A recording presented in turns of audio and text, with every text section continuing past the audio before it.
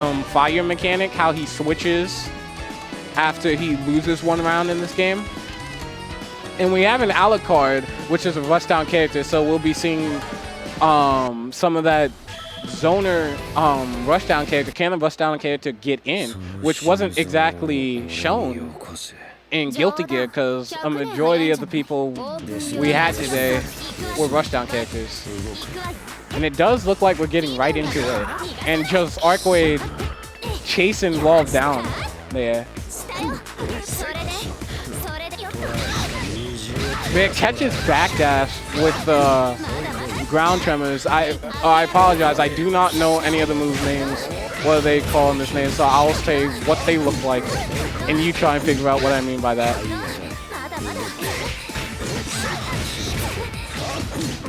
Now, just because Wolf is a zoner doesn't mean he doesn't have good pressure up close. Flunktastic showing some of that off. 2 bars plus Moondrive with Wolf. Probably does not want to use Moondrive this round, if possible. Neither player anyway. But DPs, and may have to use Moondrive on Wake Up, but no, that's not a hard knockdown. I apologize. Does not need to. But definitely see either Moondrive or Burst come out on this Wake Up. Yeah. You know,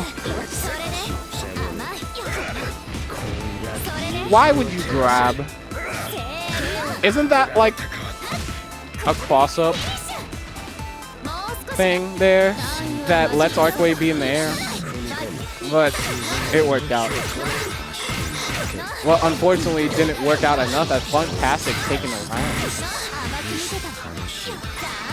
And now we have this zoning started. Shield, though, an interesting counter to zoners in this game where you can just get in. Now, of course, there is counterplay to it. But it's just another thing for the zoners to think about in terms of their patterns and their routing. And I think also that doesn't get talked about enough. Not exactly that when the zoners get the hit, but in terms of their patterns. I think what rushdown players are good at, and also zoners, depending on who wins it, is if the rushdown player can predict the zoning pattern of the zoner, and if the zoner can be unpredictable enough where the rushdown player just doesn't know how to get in.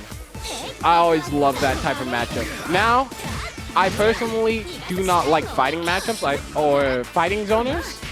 I do like playing zoners, however. As I said, I played Saber earlier, so, you know, take it as you will. Arcway with the knockdown, Moondrive to keep him 0 neutral, so Burst comes out from Flunk. And just super like that because the meter was going to be gone anyway. And so a lot of shield madness, RPS, rock, paper, scissors going on here, where each player has to guess kind of what the other player will do.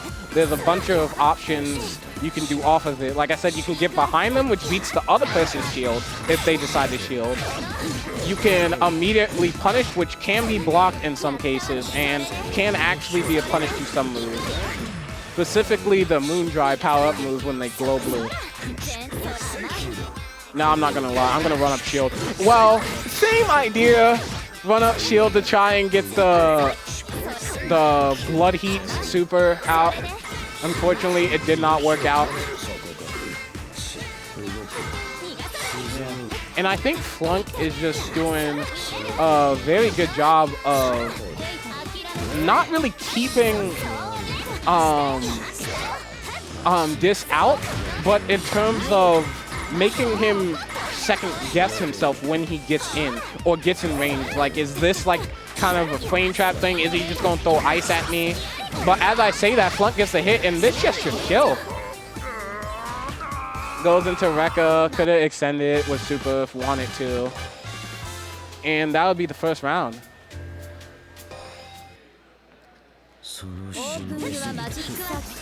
As we get into this, I think Flunk does need to switch it up. What I do like, or how I personally like to play zoners, is I do like to zone like what Flunk is doing right now. See, and that's what I mean by predicting. He has done the ground move almost 4 times in a row and finally throws the aerial on as soon as this feels like it's safe to jump.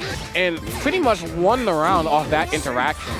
But comebacks are known to happen, so it can still happen. But as I was saying before, I so rudely interrupted myself. I think Flunk can actually be a little bit more aggressive in this matchup with the Zona. I think that's another unpredictability that I like with Zona. It's like no one expects the run-up extended hitbox of a Zona move. It just works. But maybe it's not smart enough to be close to this arc wave as she gets a casual 4K, which I think is pretty rare in this game, honestly, to get just that much damage off of pretty just standard hits. And Flunk getting the combo now.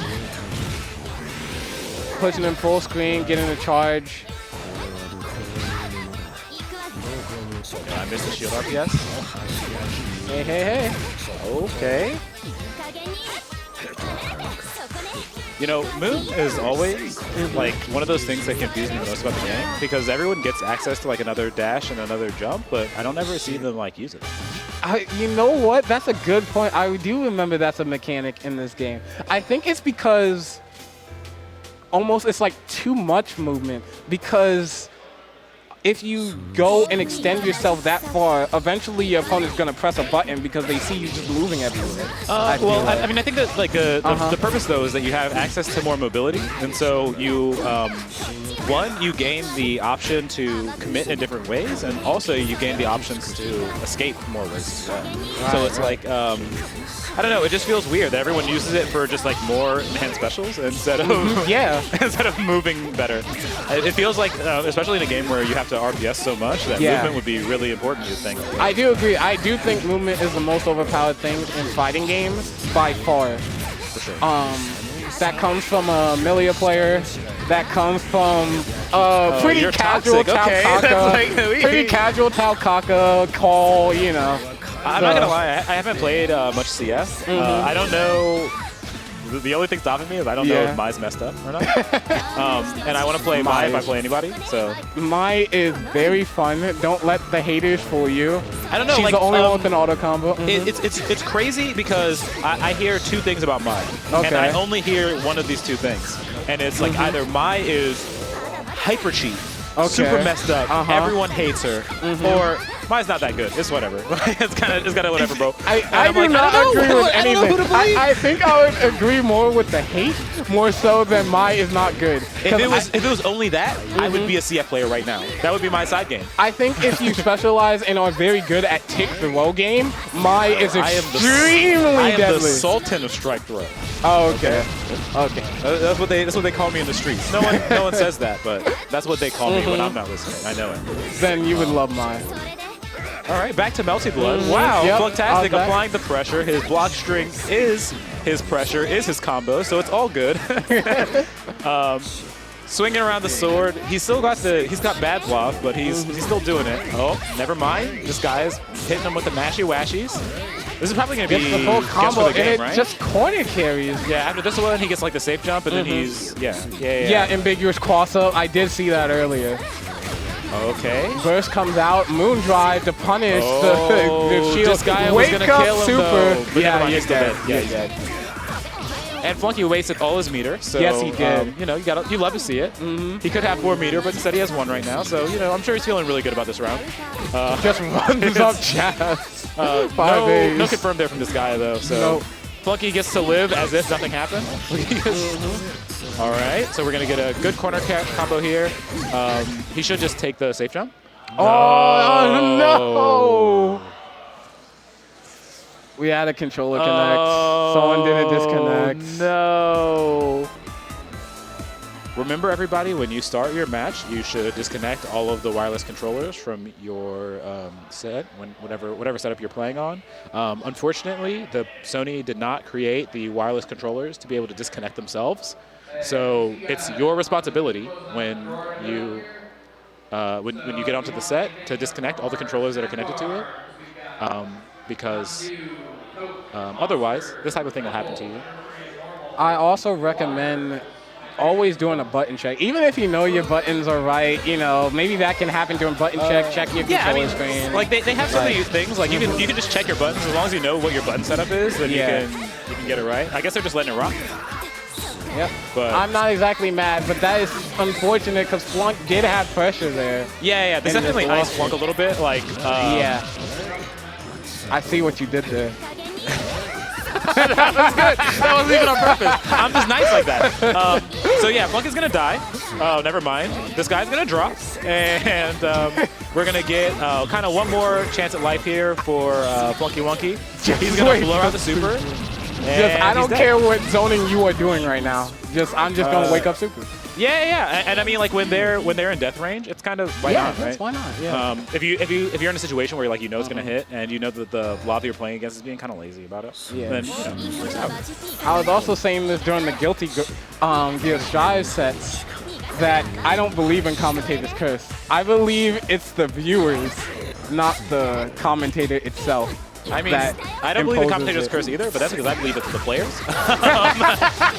I think that Flunky dropped. It's definitely a player issue, but there has been times where I'll go back from tournaments. You would notice that there's like a surprising number of players that somehow just don't get commentator's curse. It's crazy, right? Like, that's why I don't believe it. But then I could be watching a tournament 3 years old, do my own curse on them from 3 years ago, and I curse them from the future. Or maybe they suck. Hey, okay. Okay. I think that actually Flunky could have heated that, if I remember operate correctly. But, you know, it's not a big deal. This guy's going to take that round. Flunk actually got to play more real good now. Yeah. Because right now his tournament life is on the line. Well, no, it's Winners Finals, right? It's Winners Finals, yeah. Yeah, right now his Winners Bracket life is on the line right now. You never want to go, especially against like an upgrade player, you never want to be on the loser's side. Because she's going to mash you so hard. But here we are, taking a little bit of damage. Safe jump, no. Go to the low, just wakes up, holds heat. Unfortunate. Does it punish? Isn't that a punish situation there? Only if you OS. Got it. This guy didn't OS it, so he was able to just kind of get out. So Flunky's just going to take the damage here, and he's going to just move back into neutral. Just matches auto combo? On whip? Yeah, unfortunately, the second hit of Blob's auto combo has like a pretty good hitbox, so it's like even as an anti-air, you can kind of just like throw it out. It's pretty good sometimes. Like a lot of situations, it's pretty good. Yeah. You can usually let it rock. You're safe anyway. But what a jump in. This guy kind of risked it all there, but I do like it, honestly, though. I think that I wouldn't call it a risk at all, but man, Flunk just hard baiting shield. There, it was one of those situations where I think that for Flunk, probably using the moon, I think that was a little bit preemptive. I think that in that situation, even if this guy had hit him, he wouldn't have died. Yeah. So, I think that just saving the resource is pretty valuable because like here he still have access to it. But you know he's going to get it back. He's already recovered half his moon, so I guess he's fine. This is probably why. You know what it is though. Melty. Zona players don't have DP, so they spam whatever reversal option they have. Yeah, I can understand the temptation there, especially because there are a lot of situations that you just don't want to deal with. Yeah. But like, man, I don't know. It feels so weird. No, I agree with you. I'm just saying, I've never met a zoner who hasn't abused their reversal option. Whether it's like Robo Fortune and like Skullgirls or good tap shield. And neither one of them are like doing any of the OSs. It feels like there are a lot of situations where like you can do that. Blood heat, just death, right? I think Flunk lives. No, death. I'm saying death. Oh, okay. I mean, I don't know. I don't play this game, so I don't either. Dang it. I'm a god. I'm so good at video games. So this guy's gonna take the set. And so we're probably going to see losers semis or losers finals. I don't know which one of those that we're actually going to see. Flunk's going back up, so I guess it's winners finals or losers finals. So it's going to be Flunk versus whoever comes up. I don't know. I don't actually know who's even playing this tournament. But I'm not gonna lie, I don't know any names, so you're better off than me. I mean, I just know a lot of the players, so it's just, you know. But Yeah. So we're going to see Flunky versus somebody here in our losers finals, and the winner is going to have to beat this guy twice. Even though actually both of these players lost to this guy. Now that I see who it is. So we've got DB215. He plays, I want to say, semi-periodically. I think I haven't seen him in like a few weeks, but I know that he's definitely like a tough multiplayer. I think he plays one of the mates. I don't know either Hisui or Kohaku. Yeah. I think it's Hisui, but don't quote me on that. I'm pretty sure I saw him playing one of the In mates, your opinion, who's better in terms of like you would play them? It seems like more people play Hisui. Yeah. And I'm a tier whore, so I would just play the one that seems to be stronger. Like no matter how she plays. Yeah. And speak of the devil, it's but yeah, it just seems like everyone's always played Hisui more than Kohaku. So I would play Hisui just because it's like I just hate playing low tier characters. Hisui has fun mix too. You know, I don't really care about my tier placement. In fact, is there like an opposite to tier whoring? Because I sometimes do that by accident, just by playing like a bad character. Well, I mean, I think that it's cool to play like a character that you like, and if you like it and that keeps you playing the game, you're probably going to do better than you would with like a high tier character anyway. But like most of these fighting games, I didn't come into fighting games until Dragon Ball FighterZ came out. Really? Yeah.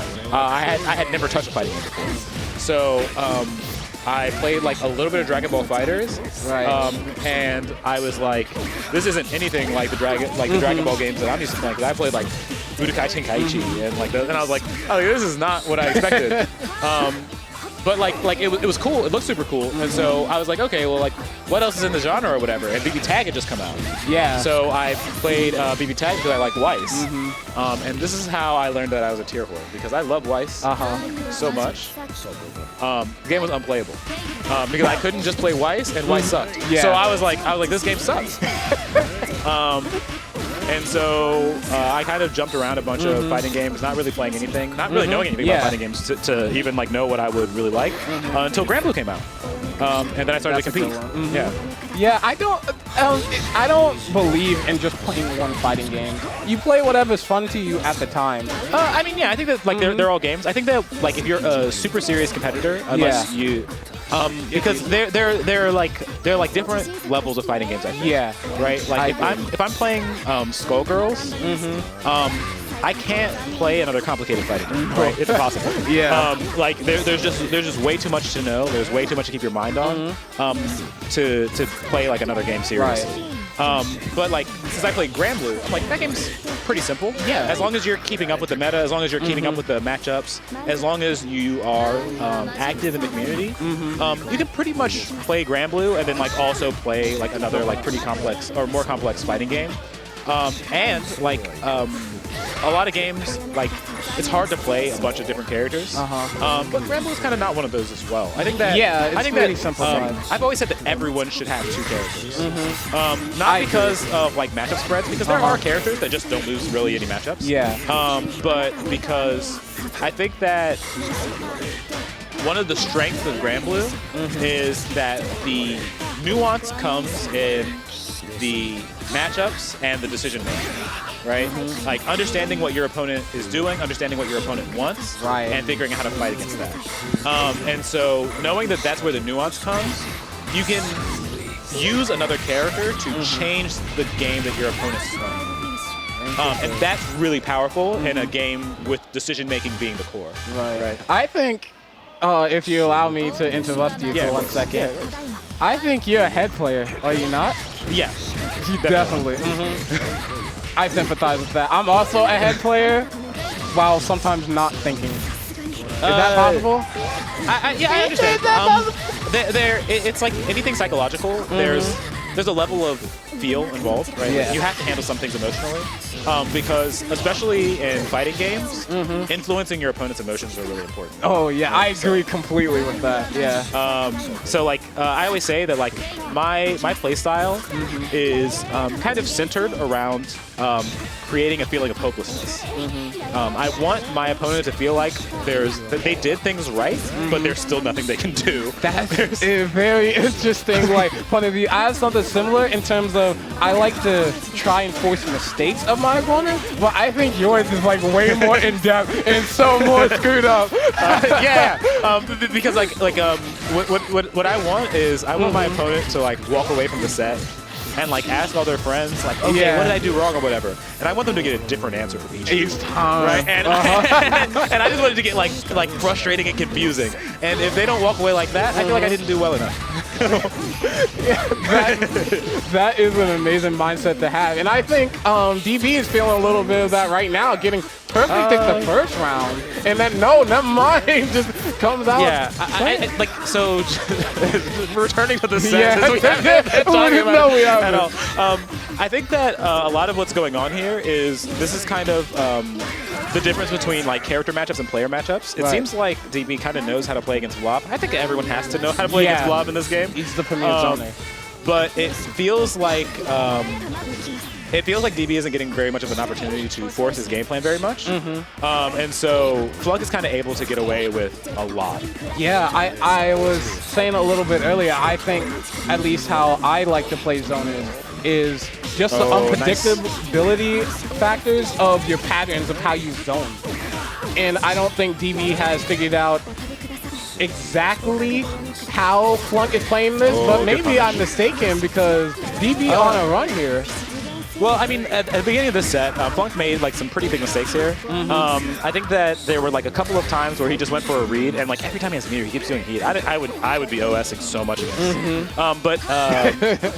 I think that like what it is Flunk is kind of like he's kind of like noticed DB getting into his groove, and he's trying, instead of like just playing against the game state that he's in, I think that Flunk is trying to like force him out of it. And because he's trying to make it happen, I think that he's running into a lot of issues right walls, now. But going into this game, they're going to be basically returning back to neutral. So I think that as long as Flunk keeps, and he's backdashing immediately too. So I think that as long as Flunk kind of keeps DB from like running his game plan, it's fine. But as soon as like he hits this position where DB's in, I think that's where Flunk's kind of making mistakes. I didn't exactly like that run up. I was saying earlier how I liked it when he was playing against Arcway, but I think with such a strong mix-up character and Hisui, you do not want to be that close to her. Like, if you can help it, especially if you're a zoner. Yeah, I think that there are some places, like right here, I think that it's cool to take your mid-range. But then that ID in, I think, was bad. Yeah. I think that in those situations, when you take your pressure and he doesn't crack, I think that you just back off and zone again. Yeah, you don't see that happen a lot. People just want to keep that pressure in the corner. Yeah, a lot of people, I think that what the feel is that you just don't want to give your opponent very many opportunities. Oh, nice. You can't block on the ground, so he was able to get the unblockable there. Unblockable. Yeah, so he's going to be able to set a little... Oh, he missed the meaty! Yeah, it just gets mashed out of his own pressure. No. Say it ain't so. Guess for the game, Flunky. Cross up overhead. Oh, I was wrong. Flunky said, I will not guess for the game. I will mash, and I will win or die. I think that he could have actually cast out for a little bit more there. Yeah. Oh, nice. He just kind of waited. He didn't play the shield RPS and just waited for him to land. So yeah, here I think that this is like a situation where I think Flunk just wants to just kind of keep him out of this zone here. Yeah. You block these mix-ups and then you knock him away and you throw your fireballs in your carpet. Yeah. Unfortunately, Flunk did not block the mix-up. Yeah. So he's gonna have to take another one, but wake up shield. Yeah. I'm guessing he wanted to shield and do the dash option out, but. Yeah, unfortunately, he just didn't get the opportunity. So he's in a pretty rough situation here. But he did get out. I don't know what he was looking for. I think he was trying to air unblockable jail there? Is that what he tried to do? Maybe. But I think it was just too far. Though. Yeah, now he's dead. All right, DB should cash out here with the meter. Yeah. Nice. Knows the right combo, only has to spend one bar, not two. So this is going to be probably the most important round of the set. I think that here... it's going to feel worse than fighting back from 2-1 coming into this situation. especially for Flunky because he was so dominant for the first half of Game 2 and the entirety of Game 1. Yeah, once these types of characters start going, I like to think of them as momentum-based characters. It's just harder to bring it back. Every character is a momentum character, but some people just do it better than others, I feel like. Playing Shield RPS, Flunk winning that time. Yeah, Flunk's been doing a lot of waiting when the Shield RPS starts, and I think that it's catching DB in a lot of situations. Granted, DB's caught him for it a few times, right? But I think that Flunk is kind of like winning in those RPS situations more often than not. Unfortunate. Yeah. Not able to confirm the combo though. But man, I don't know if I really agree with these heats. With who? DB or Flunk? Flunk. Right. Like this one kind of like worked out, but it worked out because DB kind of went in for the aggression. Yeah, he did. Yeah. And so it was like in any other in another situation, like DB could have just hung back and let Flunk get that health back, and they would have been like at a pretty similar position, except Flunk would have had no meter. He used 3 meters to reset to neutral. And I'm like, I don't know. This seems kind of a little weird for me, but you know. Here we are again. DB's fighting back. I think that DB kind of just wants to stay on the aggression. I think that I get that feeling too. The less decisions that he feels like he has to make, probably the better for him. Yeah. Oh, that could have been a really big punish for Flunky, but he hesitated a little bit, and I understand why. But it's going to cost him the game. Well, for this round, rather. Nope. Unless. But I don't see Ball as a comeback character. I think that he could use heat, but I think that you would want to get one more hit before you do it. He used a lot of meter too. I would also think this is just save for Moondrive for next round type of thing. Like try to prolong the round while still trying to win it. I think that DB should spend anything it cost. Like, anything it would no, cost. I mean more so Flunk. My bad. Yeah. Flunk was trying to. I don't know. I think that there was a way to take that round for Flunky, and in my opinion, if you take a guaranteed loss round and then you win, like getting the rob feels way worse than just like losing a round. And now Flunk just out of meter too because of the burst. Nice charge C. He used all of his resources to get into this situation, but he does have corner pressure. He's going to be able to kind of do his thing there. I like that he backed off a little bit just to see what DB was going to do. So he's going to get his pressure again. DB does have 3 meters, but unfortunately. That was in low air IED out of the corner. That's interesting. Instead of the run under, is there a reason why he preferred the air dash more so than the run under? Well, I think that he did the air dash just because he was looking for the high-low, but DB just ran under instead. I think that Flunk was just like a little bit too high, and so DB was able to get under. And unfortunately, that's going to get him the game.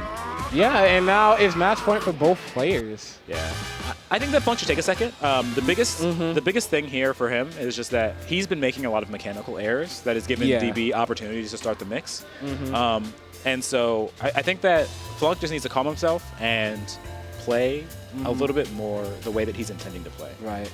And almost on cue, he does take a step back, take a breather before going into this last game. I mean, Flunk is definitely a competitor. He's been in this situation. He's got like top 8s at majors. He definitely knows these situations, and he knows what he should do here. I think that Flunk feels like he should win this set. It's just that there have been a lot of situations where if he makes a mistake, DB will not let him get away with it. Right.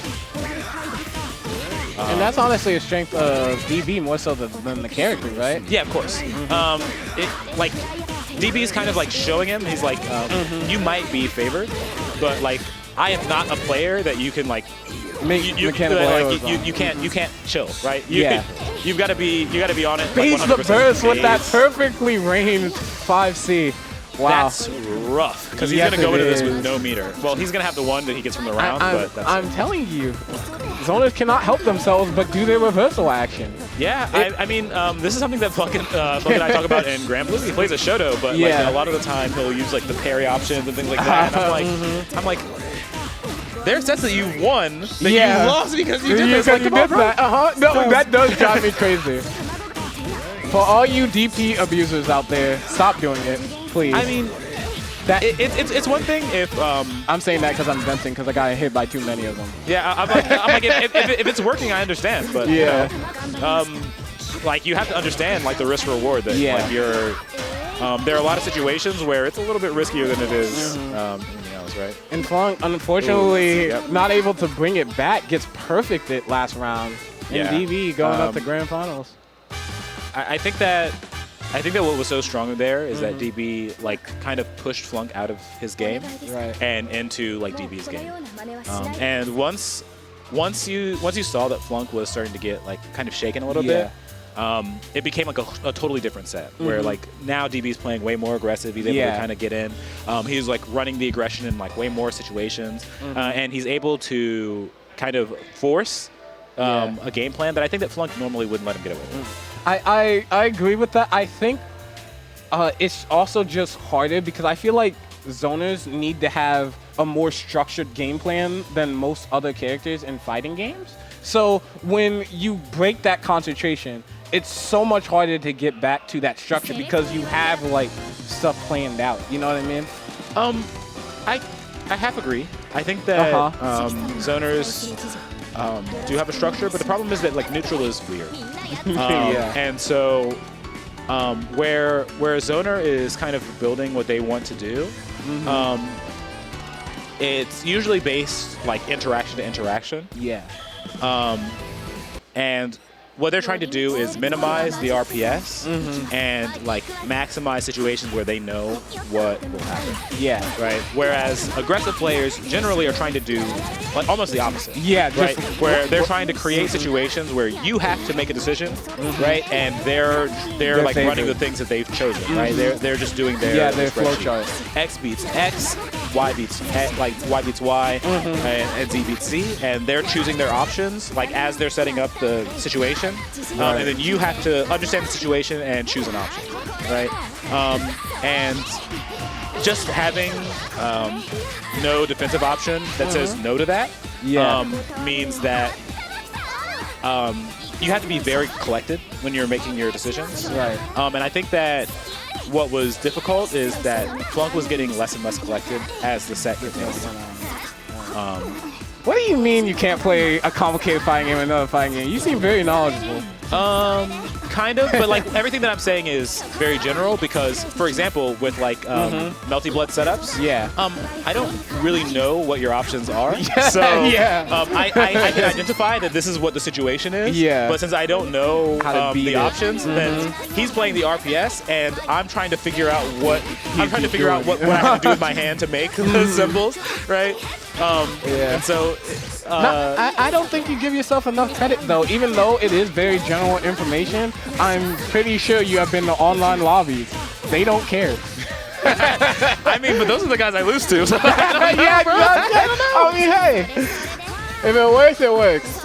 Yeah, and I mean, like it's like one of those things where it's like if you're getting smoked, then one of two things has to be true. Either you don't know what's going on, and so you need to understand more, or you need to play better.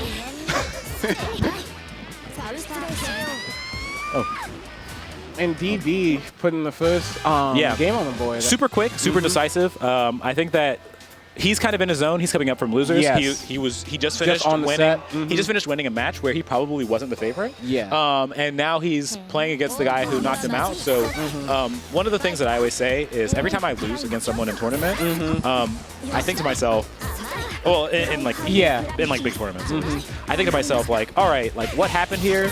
Because this is if I see you again, right? This is like never. Like there's no, you're not. If you beat me, you're gonna have a whole new game plan because that's not gonna work anymore, right?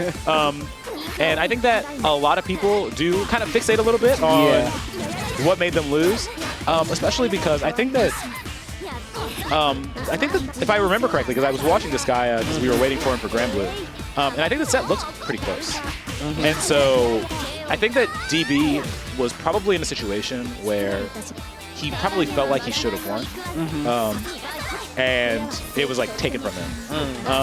And so like now going into this, I see that like he's kind of like taking the momentum and like the frustration that he had, and he's like. He's like you're going to feel all of it, right? Like everything that I've held to this point. Almost like an anime character. Yep. So I think anger that is good for sports And I guess it applies for esports as well. Yeah, I mean, Gives you like, more power. I think that like the competitor mentality, it carries on to everything, right? Yeah. Like if you're playing chess, you're probably thinking like a competitor, right? Yeah, like, of course. If there's something that like your opponent was doing, and like I don't know if chess does double elimination or anything like that, but like if you have like somebody that like that you're not like favored against and things like that, like the only thing that you want to do is upset it. The only thing that you want is to get that dub. But this guy's fighting back here. He's going to get pretty good Oki here. I think that he's just going to take the situation here because even the super wouldn't have killed. Yep. Was that a crossover or same? That was same side. That was same side. Same side, yeah. But I think that Boy, same side. I think that he could have done high-low. Yeah. And I think that's what the mix-up was there. Oh yeah, I think that's a four-way mix even in the corner because I think you can get. Well, over this to the guy other did side. dash neutral jump. Oh, so yeah. I think that in that situation it's just a high-low. Yeah. But I think Not that the you forward. can neutral jump and delay the dash, and you can end up on the other side, or you can do a high-low. Got it. And I think that like that's combined with everything. Gets hard knocked down here. okay. DB's applying pressure. He's in a really good situation. I think that right here he's just looking for the heat. Yeah.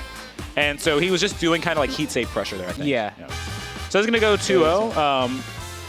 This guy does have a set to give, but I think that here you definitely do want. I would go all the way back to character select, but this guy never does that. This guy, he's not the type that like takes a lot of time or whatever. Yeah. He plays awkward. well, I mean, I'm just saying like in every game. Because, Yeah. we're going to be playing in Winners Final and Grand Blue. Oh, okay. And a lot of the time when this guy is kind of in a rough situation, I think that more often than not he'll decide on something, right? Where a lot of people will usually take a lot of time, like kind of reevaluating what's been going on. This guy is a very decisive player. For him, it's a matter of it's less about what you're doing, and more about what he wants, right?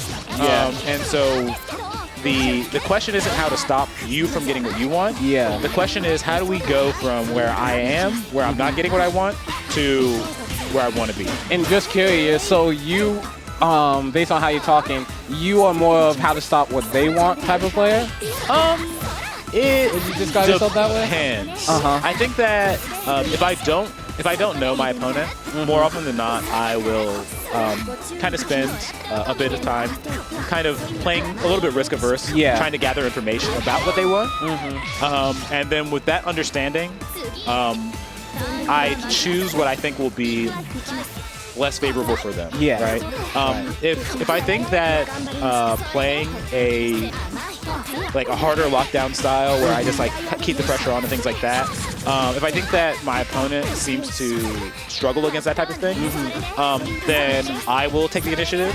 But if there's like no onus on me to take the initiative and I can just kind of control space and let them try to force what they want and beat them through that avenue, then I'm fine with doing that as well. All right. Kind of off topic, but not. I'm guessing you play Catalina.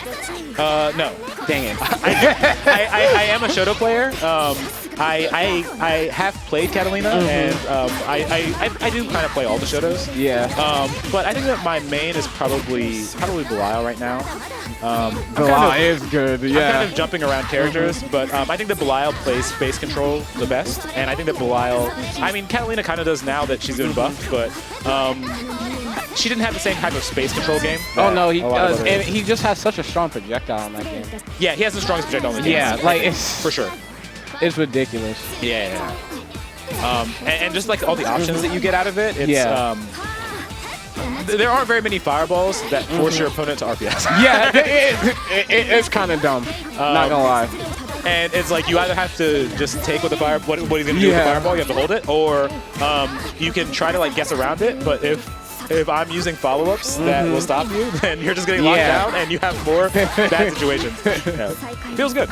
Unfortunately, no one really uses the fireball like that, but I do. So that's what's important. Yeah, you're special. But this is looking really good for this guy. I think in this situation, now he's going to put his opponent into a guess for the game. Oh, he tries and goes for the kill. I don't think it does. Never mind. This guy have been wrong every single time. This guy knows his damage. I have been wrong every single time. I'm just gonna stop like saying stuff. So it was pretty close. I think that Yeah. here Disguise should still be continuing to adjust. Yeah. But he's proven that he's on the right path. Right. Okay. Nice shield RPS. I'm looking at the wrong screen. It don't matter. We got two back here. He's definitely doing some good shield RPS there. I think that Disguise has been right almost every time. DB got one that got him around in the last game. But other than that, I think that Disguise has been doing pretty well with the shield. He kind of knows what DB wants out of the shield stuff. Maybe he kind of picked that up from the Flunktastic game, where Flunky was usually winning the shield RPS as well. Oh, wow. Unfortunate. It is. Man, that just hurts. Yeah, the 3C was just coincidentally such the right option. But this guy is out. He should be able to get a safe heat in this situation, right? Do I not know anything about this game? He goes. He opts for the Oki instead. I'm not sure I like that either. And unfortunate. Man, He's gonna this die. guy, yes, he is. Yeah, I think that in that situation, instead of shielding back, because like he missed. Yeah. He didn't hit the shield, so I don't think you had the shield there for this guy. I think that he just saw the shield go up and immediately started playing the shield RPS he was comfortable with. Yeah, monkey see, monkey do. Yeah. It's like when you see your opponent whip throw, and then you only You register that they're throwing, and so you whip the throw, try to take it, and then they hit you, and you're like, no. I hate those situations the most. And it's just one of those things where it's just like your muscle memory kicks in when you recognize the visual information, because obviously things are happening faster than you can think about them. Yeah. What a moon. I think that was actually really good there from this guy. He should super here. Yeah. Not getting All right, that. so yeah, this is going to be pretty good damage. He's going to get hit the Oki situation here. Goes for the throws. overhead. No dodge through it. I think that he's doing the B follow-up for shield quite a bit. It's getting a little bit transparent, but again, this guy does have a set to give. So even in this situation, I think that what's most important is making sure that he's gathering information, right? I don't think that this guy has given up on this set yet. But even that being he's actually going to win this round. Yes, he is. But yeah, I think that what's most important is that you make DB fight for every single inch that he gets. Like even if you're going to lose a set, I would be like, if I lose, I want it to be 2-2 final round. I want DB to start getting tired. No, I agree. I don't understand the rage quitting mentality. I do get that mad, but like I think that sometimes, because I come from StarCraft, and a lot of the times when you're kind of in a situation where you don't see a clear winning path, like sometimes one might exist, but you have to think about your stamina too. Yeah. No, it's more so like I don't mind conceding, but rage quitting, I don't do that. You know what I mean? Yeah, but I mean like sometimes some people are emotional players, and I think that you have to take the time to make sure that your mind is in the right place. Right. And if it means you have to sacrifice a set to win, the whole game. The war. Then it's like I can understand. Oh, what a call out! I think this guy can kill you. Yeah, I think he can. Too. I mean, I saw like this situation before, so I'm just assuming he can kill because he did last time. So who knows? It definitely looks like it kills. Yeah. So it's gonna be 2-2. This guy is just bringing it back and can end the tournament here. Yeah, and here is DB. You can't feel comfortable because you were up 2-0, and now it's 2-2, and you know that even if you win this game, you gotta fight this guy again. Like this is phase 1 of the boss fight. I do think this guy is a little favored more so than DB, just because of the adjustments he made. He seems like he's getting. This guy. It feels like he's regained his footing. Yeah. And in this situation, it's like you have to be a little bit nervous. Right. Moon drives. And he went for just the guest throw. I think that DB has been going for shield in a lot of situations defensively. So, what a call out. Yeah. He got him the last time. He had some kind of read on DB's defensive habits there. Last time he was in that situation, he did the same thing and also got a counter hit. Yeah. So, I think that clearly this guy has identified something that DB wants, and he's pushing it. DB has 1 round to change his game plan. Though he does have 4 bars, and that's a good way to start the round. Yeah, that was pretty good. It looked like this guy was trying to air-to-air snipe him out, but the charge C just happened to get him. And unfortunately, when you're not using out-created 5C or jump C, you're getting fatal countered instead of fatal countering your opponent. So, you know, it just feels like that sometimes. You know? This is kind of how life is. Oh, there we go. This should give DBs a round. I would use the super here. Yeah, I think you spend all your balls. No, he went for the Oki, and the DP just hits. always secure the kill if you can. I'm more of that mentality. So, like, the problem is that, like, now he's going to be getting his moon. He's DP'd you twice. He doesn't have any health, but, like, if this guy gets another good hit, you could just take the safety and potentially win the round that you already won, right? And now you don't have any meter anyway, and now this guy can use his blood moon. So it's like, man, I think that using the super would have been a lot better there. Yeah. But I mean, this is a high pressure situation. I understand. Maybe not having all your faculties about you, and maybe he thought that he would be able to get the mix. He was pretty confident. And having 2 meters would have been better. I just think it was a little greedy. No, it definitely was. But he's gonna apply the pressure here. He's kind of out. Oh no, it's gonna be big. So there's like one more decision now, and if he gets hit, he's dead. Good shield. He got out of the situation. He didn't do a load there because I think I would have waited for shield unless you had a specific lead, but it doesn't matter. The pop off from this guy as he finished off. Woo. Yeah, what a turnaround reverse sweep. That was a big one. This guy fought pretty hard for that. Yes, he did. And from the comeback from behind, this guy is going to take our Melty Blood tournament this week. I'm pretty sure. I don't know. I don't know if we're doing it on stream or not, but I'm pretty sure that you gotta play Grand Blue. So got it. I'm gonna have to go.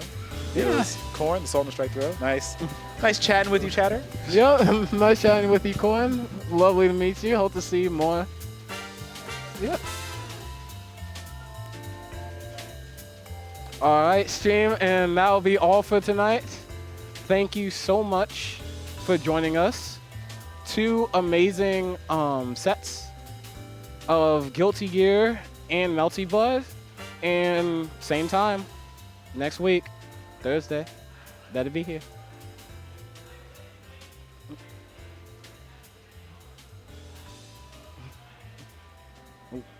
This on.